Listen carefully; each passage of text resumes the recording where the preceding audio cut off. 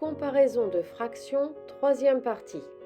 On me demande de comparer les fractions suivantes. 4 cinquièmes et 7 quinzièmes, 23 sur 20 et 7 cinquièmes. Je remarque que les fractions n'ont aucun numérateur identique ni de dénominateur égaux. Je ne peux pas comparer par rapport à 1. 4 cinquièmes et 7 quinzièmes, les deux fractions sont inférieures à 1. Pour 23 sur 20 et 7 cinquièmes, les deux fractions sont supérieures à 1. Je peux toujours revenir à la représentation des fractions, mais cela sera long et parfois très compliqué. Pour 23 sur 20, ce sera long. Par contre, comparer des fractions avec le même dénominateur est quelque chose que je sais faire et qui est rapide. C'est plus facile que de comparer des fractions avec le même numérateur. Pour 4 cinquièmes et 7 quinzièmes, je remarque que le dénominateur 15 est un multiple de l'autre dénominateur 5. 5 fois 3 est égal à 15. J'exploite ma connaissance égalité de quotient. Ma fraction 4 cinquièmes doit devenir une fraction sur 15. Pour cela, mon numérateur et mon dénominateur vont être multipliés par un même nombre.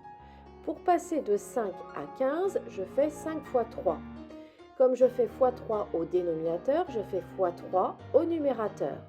Je calcule le 4 fois 3, j'obtiens 12. Donc 4 cinquièmes est égal à 12 quinzièmes. Comme 12 est supérieur à 7, j'ai 12 quinzièmes supérieur à 7 quinzièmes. Donc 4 cinquièmes est supérieur à 7 quinzièmes. De même, pour mon autre comparaison, le dénominateur 20 est un multiple de l'autre dénominateur 5. Pour ma comparaison, je mets toutes mes fractions sur 20. 7 cinquièmes doit devenir une fraction sur 20. Donc mon numérateur et mon dénominateur vont être multipliés par un même nombre. Pour passer de 5 à 20, j'ai fait 5 fois 4. Donc je fais 7 fois 4 au numérateur. Je calcule. 7 fois 4 est égal à 28. J'ai donc 7 cinquièmes égale 28 sur 20. Comme 23 est inférieur à 28, j'ai 23 sur 20 inférieur à 28 sur 20. Donc 23 sur 20 est inférieur à 7 cinquièmes.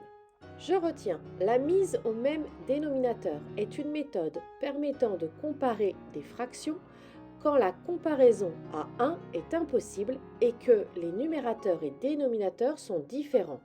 Voici un schéma bilan que vous pouvez retrouver sur le Padlet dont le lien est en description de cette vidéo.